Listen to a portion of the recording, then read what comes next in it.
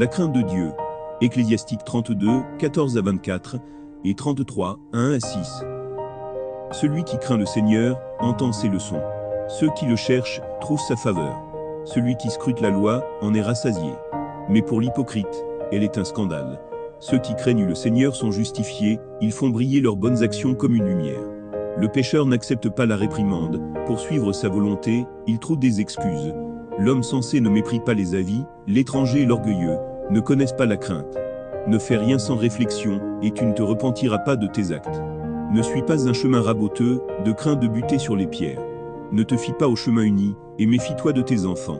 En toute chose, veille sur toi-même, cela aussi, c'est observer les commandements. Celui qui a confiance dans la loi observe ses préceptes, celui qui met sa confiance dans le Seigneur ne souffre aucun dommage. Celui qui craint le Seigneur, le mal ne le frappe pas. Et même dans l'épreuve, il sera délivré. Celui qui est la loi n'est pas sage, mais le faux observant est comme un vaisseau dans la tempête. L'homme sensé met sa confiance dans la loi. La loi est pour lui digne de foi comme un oracle. Prépare tes discours, et tu te feras écouter. Rassemble ton savoir avant de répondre. Les sentiments du sot sont comme une roue de chariot. Son raisonnement, comme un essieu qui tourne. Un cheval en rut est comme un ami moqueur, dès qu'on veut le monter, il est mis. La justice divine. Ecclésiastique 35, 11 à 26. N'essaie pas de corrompre le Très-Haut par des présents, car il les refuse. Ne t'appuie pas sur un sacrifice injuste, car le Seigneur est un juge qui ne fait pas exception de personne. Il ne considère pas les personnes pour faire tort aux pauvres. Il écoute l'appel de l'opprimé. Il ne néglige pas la supplication de l'orphelin, ni de la veuve qui épanche ses plaintes. Les larmes de la veuve ne coulent-elles pas sur ses joues, et son cri n'accable-t-il pas celui qui les provoque? Celui qui sert Dieu de tout son cœur est agréé, et son appel parvient jusqu'aux nuées. La prière de l'humble pénètre les nuées, tant qu'elle n'est pas arrivée. Il ne se console pas. Il n'a de cesse que le Très-Haut n'ait jeté les yeux sur lui, qu'il n'ait fait droit au juste, et rétabli l'équité. Et le Seigneur ne tardera pas, il n'aura pas de patience à leur égard, tant qu'il n'aura brisé les reins des violents, et tiré vengeance des nations. Exterminé la multitude des orgueilleux, et brisé le sceptre des injustes. Tant qu'il n'aura rendu à chacun selon ses œuvres, et jugé les actions humaines selon les cœurs. Tant qu'il n'aura rendu justice à son peuple, et ne l'aura comblé de joie dans sa miséricorde. La miséricorde est bonne au temps de la tribulation, comme les nuages de pluie au temps de la sécheresse. Invitation à la pénitence. Ecclésiastique 17, 25 à 32. Convertis-toi au Seigneur, et renonce à tes péchés. Implore le bien en face, cesse de l'offenser. Reviens vers le Très-Haut, détourne-toi de l'injustice, et aie vigoureusement l'iniquité. Car qui louera le Très-Haut dans le Shéol, si les vivants ne lui rendent gloire? La louange est inconnue des morts, comme de ceux qui ne sont pas. Celui qui a vie et santé, glorifie le Seigneur. Quelle est grande la miséricorde du Seigneur, son indulgence pour ceux qui se tournent vers lui. Car l'homme ne peut tout avoir, puisque le Fils d'homme n'est pas immortel. Quoi de plus lumineux que le soleil? Pourtant il disparaît. La chair et le sang ne peuvent nourrir que malice. C'est lui qui surveille les puissants en haut des cieux, et tous les hommes ne sont que terre et cendre. Réflexion et prévision. Ecclésiastique 18, 19 à 29. Avant de parler, instruis-toi. Avant d'être malade, soigne-toi. Avant le jugement, éprouve-toi. Au jour de la visite, tu seras acquitté. Humilie-toi avant de tomber malade, quand tu as péché. Montre ton repentir. Que rien ne t'empêche d'accomplir un vœu en temps voulu, n'attends pas la mort pour te mettre en règle. Avant de faire un vœu, prépare-toi et ne sois pas comme un homme qui tente le Seigneur. Pense à la colère des derniers jours, à l'heure de la vengeance, quand Dieu détourne sa face. Quand tu es dans l'abondance, songe à la disette, à la pauvreté et à la misère quand tu es riche. Entre matin et soir, le temps s'écoule, tout passe vite devant le Seigneur. En toute chose, le sage est sur ses gardes. Au jour de péché, il évite l'offense. Tout homme sensé reconnaît la sagesse, à qui l'a trouvée, il fait son compliment. Des hommes intelligents et disert ont cultivé eux aussi la sagesse, et se sont épanchés en maximes excellentes. Mieux vaut l'assurance en l'unique maître que de s'attacher d'un cœur mort à un mort. Possession de soi-même.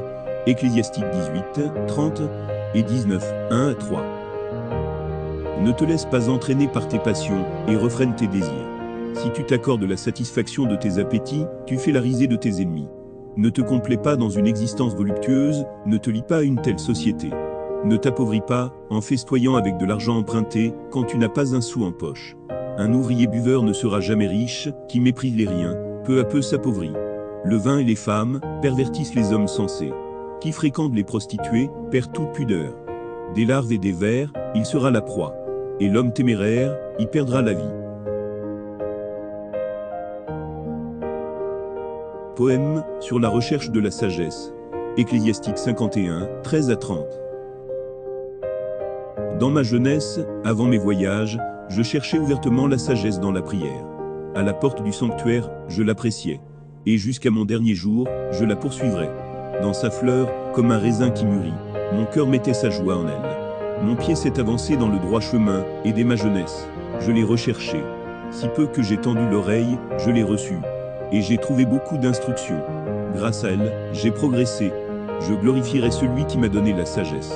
Car j'ai décidé de la mettre en pratique. J'ai cherché ardemment le bien. Je ne serai pas confondu. Mon âme a combattu pour la posséder, j'ai été attentif à observer la loi. J'ai tendu les mains vers le ciel, et j'ai déploré mes ignorances. J'ai dirigé mon âme vers elle, et dans la pureté je l'ai trouvée. J'y ai appliqué mon cœur dès le commencement, aussi, ne serais-je pas abandonné. Mes entrailles se sont émues pour la chercher, aussi, et je fais une bonne acquisition.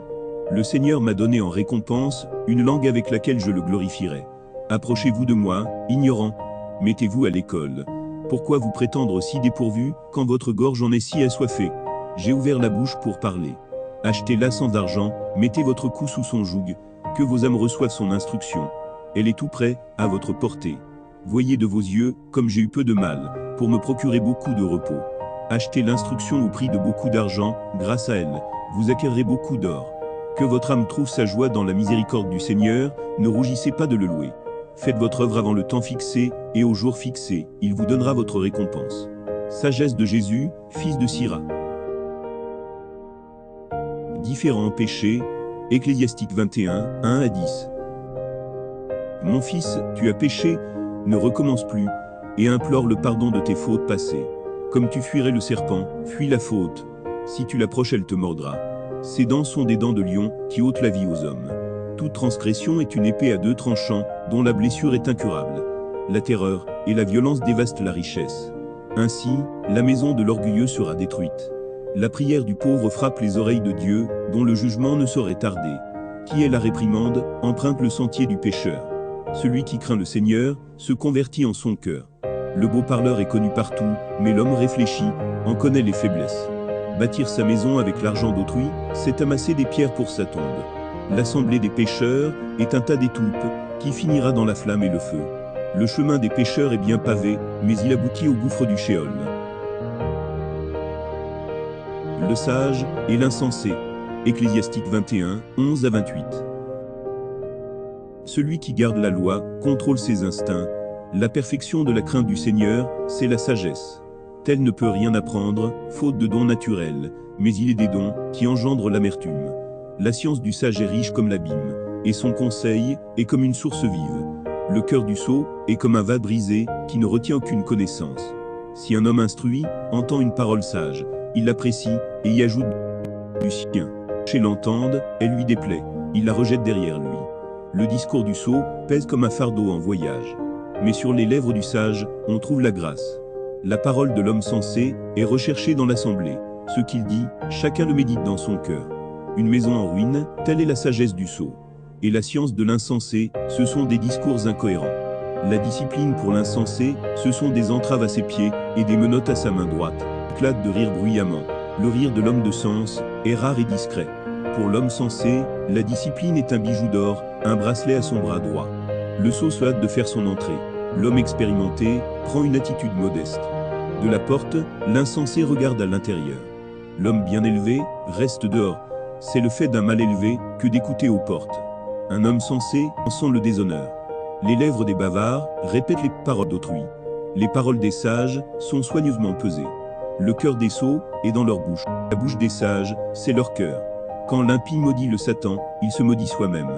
Le médisant se fait tort à soi-même et se fait détester de son entourage. Vigilance, Ecclésiastique 22, 27 et 23, 1 à 6. Qui mettra une garde à ma bouche et sur mes lèvres, le sceau du discernement, afin que je ne trébuche pas par leurs faits, que ma langue ne cause pas ma perte. Seigneur, Père et Maître de ma vie, ne m'abandonne pas à leurs caprices. Ne me laisse pas trébucher par leurs faits. Qui appliquera le fouet à mes pensées et à mon cœur, la discipline de la sagesse, afin qu'on n'épargne pas mes erreurs et que mes péchés n'échappent pas, de peur que mes erreurs ne se multiplient et que mes péchés ne surabondent, que je ne tombe aux mains de mes adversaires et que mon ennemi ne se moque de moi. Seigneur, Père et Dieu de ma vie, fais que mes regards ne soient pas altiers. Détourne de moi l'envie, que la sensualité et la luxure ne s'emparent pas de moi. Ne me livre pas au désir impudent.